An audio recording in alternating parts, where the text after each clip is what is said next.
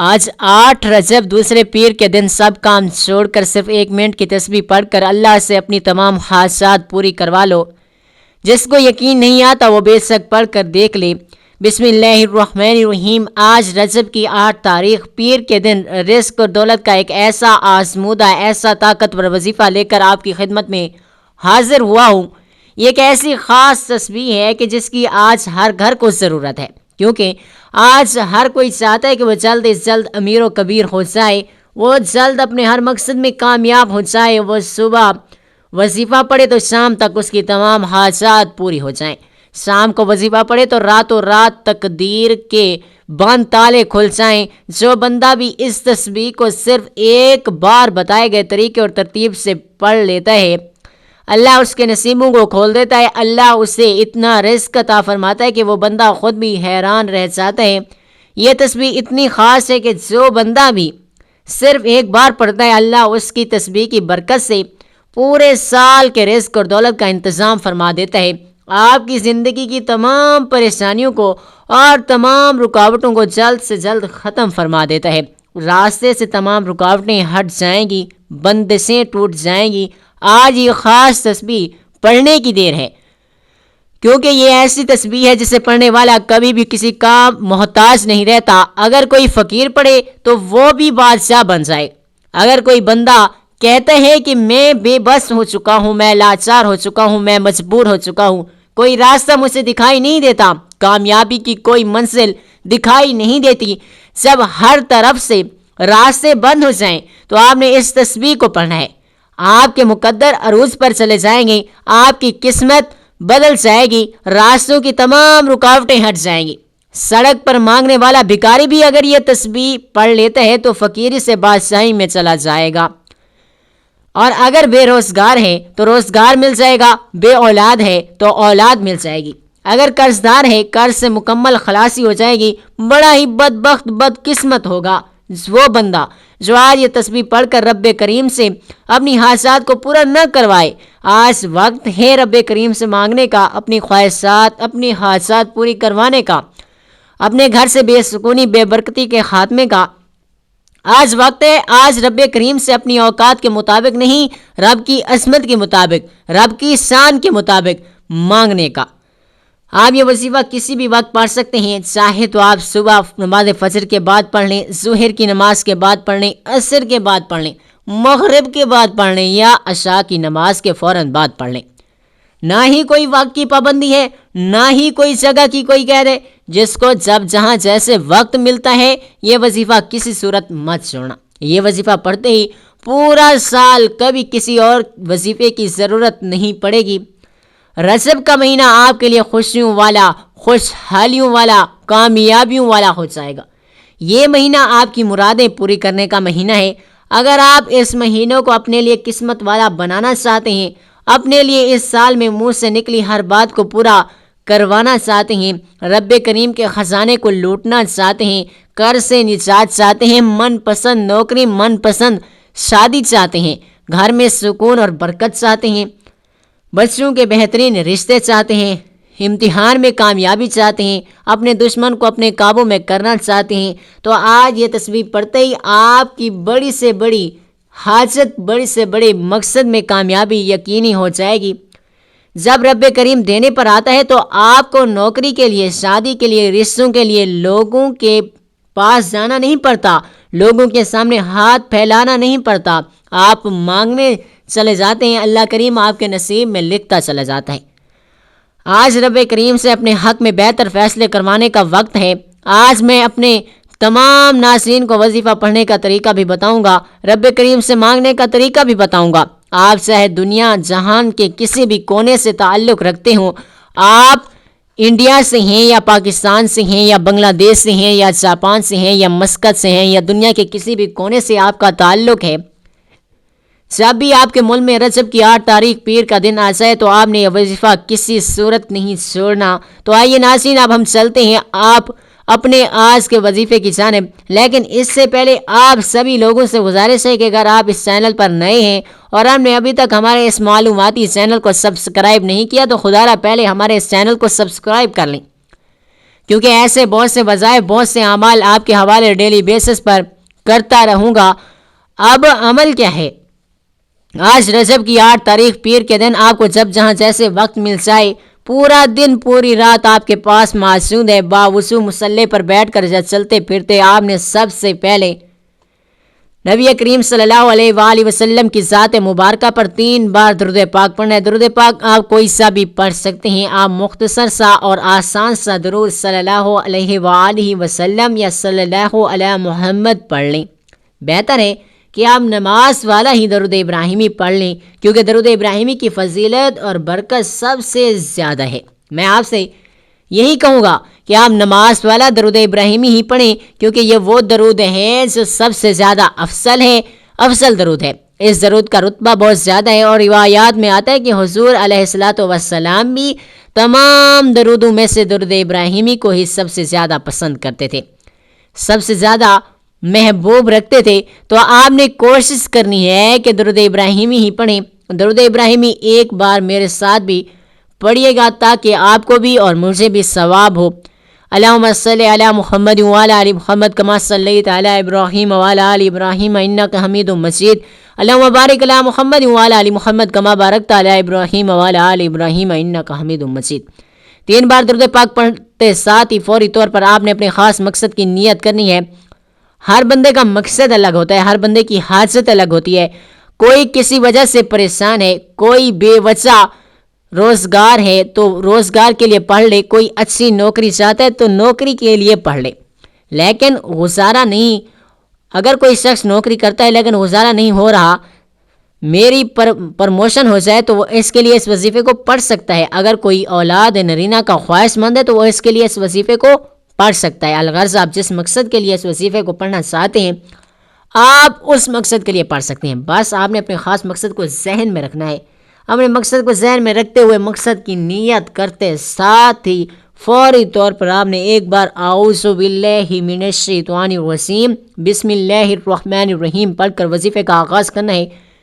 یاد رکھیے گا، جس کام کے شروع میں تعوذ اور تسمیہ پڑھ لیا جاتا ہے اس میں خیر، برکت، بھلائی ہوتی ہے، اس میں سلامتی ہوتی ہے، اس میں برکت ہوتی ہے۔ جب آپ نے اپنے خاص مقصد کی نیت کر لی، تعوذ اور تسمیہ پڑھ لیا، تو آپ نے اپنی آنکھوں کو بند کرنا ہے۔ آنکھوں کو بند کر کے یوں محسوس کیجیے گا کہ دنیا جہاں سے آپ کا تعلق ختم۔ یوں محسوس کیجیے کہ آپ اس وظیفے کو روضہ رسول کی جالیوں کے قریب بیٹھ کر پڑھ رہے ہیں، اور سب سے پہلے نمبر پر جو وظیفہ آپ لوگوں نے پڑھنا ہے وہ وظیفہ اللہ رب العزت کے 2 صفاتی ناموں کا وظیفہ ہے۔ اور وہ 2 صفاتی نام کون کون سے ہیں؟ وہ 2 صفاتی نام یا فتاح یا کریم ہیں۔ ان دونوں کو آپ نے ملا کر پڑھنا ہے۔ اگر ان دونوں کو آپ ملا کر پڑھیں گے تو 1 بار شمار ہوگا۔ یا کریم پڑھ کر آپ اللہ سے سفارش کریں گے کہ اے اللہ، کرم کرنے والی ذات، مجھ عاجز پر بھی اپنی ایک نظر کرم فرما لیں۔ آپ نے یا فتاح یا کریم پڑھتے دوران اللہ کے حبیب سے سفارش کرانی ہے۔ اللہ سے دعا کریں، اللہ سے اپنے مقصد کے لیے سفارش کریں کہ آپ کی حاجات پوری ہو جائیں۔ اور اللہ کے حبیب کی سفارش کبھی بھی نامنظور نہیں ہوتی۔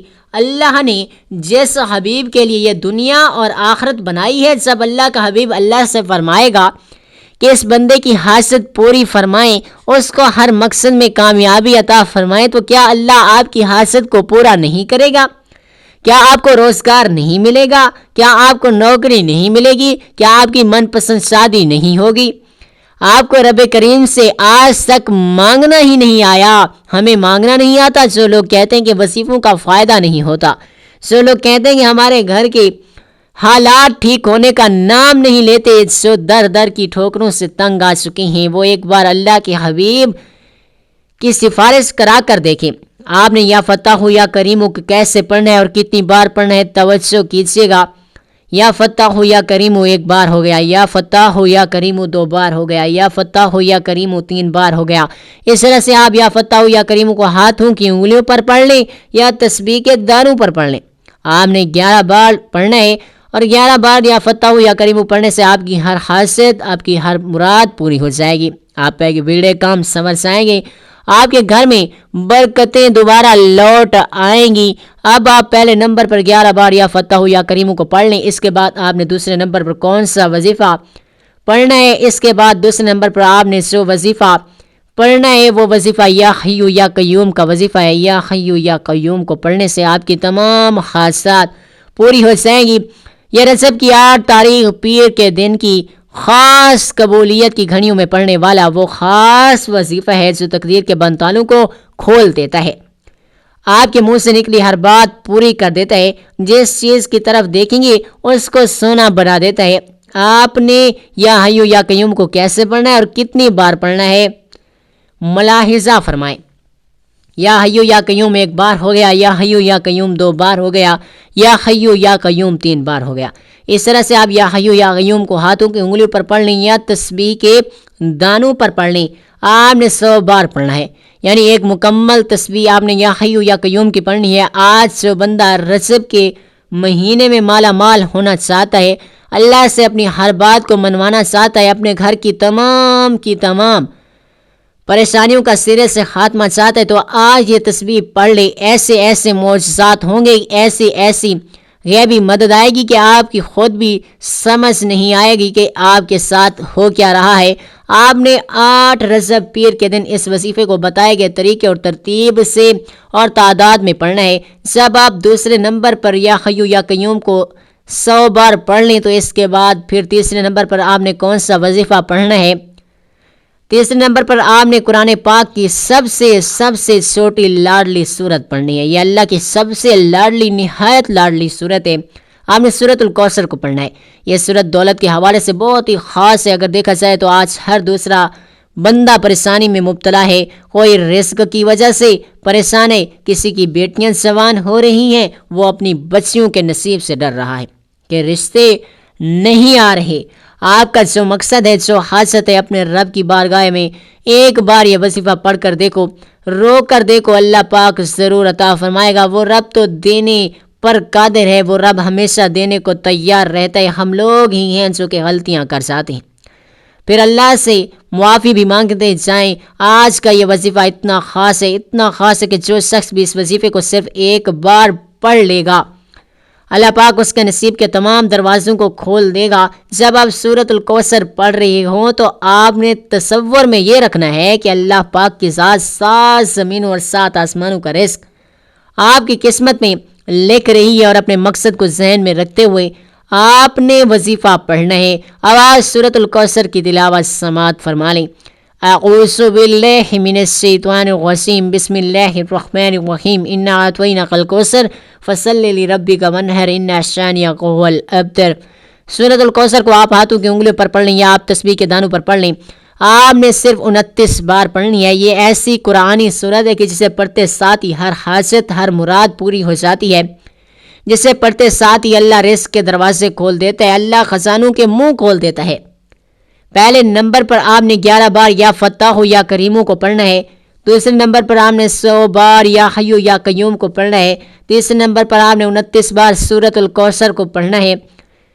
جب آپ یہ تینوں اعمال بتائے گئے طریقے اور ترتیب سے پڑھ لیں تو اس کے بعد پھر 3 بار درود پاک لازمی پڑھیے گا جو آپ نے عمل کے شروع میں پڑھا تھا۔ آپ کا وظیفہ مکمل ہو چکا۔ اب آپ نے آخر میں جو دعا مانگنی ہے وہ دعا صحیح طریقے سے مانگنی ہے، اور آپ دعا مانگنے کے اندر جلد بازی کر جاتے ہیں۔ جلد بازی کرنے کا نقصان ہمیں یہ ملتا ہے کہ کوشش کریں کہ جلد بازی نہ کریں، اور دعا کا جو طریقہ میں بتانے لگا ہوں اسی طریقے اور ترتیب سے اس دعا کو کریں۔ آپ نے دعا اس طریقے سے کرنی ہے کہ اے میرے مولا، میرے ان تمام گناہوں کو معاف فرما دے جو میری دعاؤں کی قبولیت کے درمیان آ جاتے ہیں۔ اے میرے مالک، اے میرے مولا، میری تمام ان گناہوں کو معاف فرما دے جس کی وجہ سے میں نماز نہیں پڑھ پاتا۔ اس طریقے سے دعا کریں گویا اللہ پاک آپ سے بات کر رہے ہیں یا پھر آپ اللہ پاک کو دیکھ رہے ہیں۔ دعا ہمیشہ لمبی کیا کریں۔ اپنے تمام دکھ درد تکالیف پریشانیاں اپنے رب کو بتا دیں۔ ضروری نہیں ہے کہ ہاتھ اٹھا کر دعا کریں، سجدے میں چلے جائیں، سجدے میں جا کر دعا کریں۔ دیکھیں کتنی جلدی آپ کا کام بنتا ہے۔ وہ رب تو دینے کو تیار بیٹھے ہیں۔ وہ رب تو چاہتا ہے کہ اے انسان میرے گھر آ، میرے گھر میں آ کر عبادت کر اور توبہ اور استغفار کر، پھر تو جو مانگے گا میں تجھے دوں گا۔ لیکن شرط یہ ہے کہ میرے پاس آنا پڑے گا، مجھے منانا پڑے گا، پھر تو جو مانگے گا میں تجھے عطا کروں گا۔ دعا ہے کہ رب کعبہ میرا سنانا اور آپ کا سننا اپنی پاک بارگاہ الہی میں قبول اور منصور فرمائے سو مانگا، مقدر فرمائے سو نہیں مانگ سکے بن مانگے عطا فرمائے، آمین ثم آمین۔ ناظرین کرام، اپنے رزق میں برکت، وسعت و کشادگی کے لیے اللہ تعالیٰ کے 99 ناموں میں سے کوئی ایک نام کمنٹ سیکشن میں ضرور لکھے گا۔ جزاک اللہ خیرہ۔ اللہ تعالیٰ ہم سب کا حامی و ناصر ہو، آمین۔ السلام علیکم ورحمۃ اللہ وبرکاتہ۔